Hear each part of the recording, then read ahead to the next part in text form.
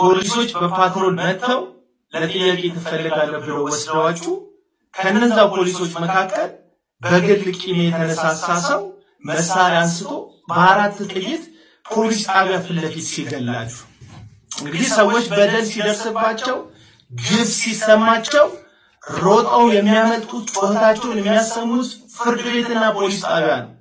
ታዲያ ፍትህን የምትጠይቁበት በር ላይ በፍትህ አልበኝነት ለዘው ፍትህን አስከብራለሁ ብሎ የመንግስትን ዩኒፎርምና መሳሪያ የያዘ ሰው በግፍ አደባባይ ላይ በዚህ መልኩ ከገደላችሁ ምን ቀረ?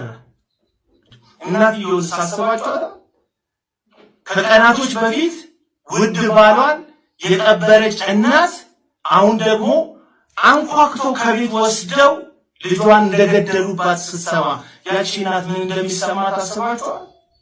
ፍትህ ለወጣት ተገኝ ባልቻ ብለን ሁላችንም መጠየቅ ያለብን ይመስለኛል። የሥራ ገበታው በልማት ሰበብ የፈረሰበት በዛ የስሜት መናጠብ ውስጥ ሆኖ ድንገት ከዚህ የፖሊስ አባል ጋር የተጣላ ቂም ተይዞበት ለቂም መወጫ መንግስት ባለበሰው ዩኒፎርም ተደብቆ በመንግስት መሳሪያ በግፍ አደባባይ ላይ ገድሎታል። በጣም ያማል።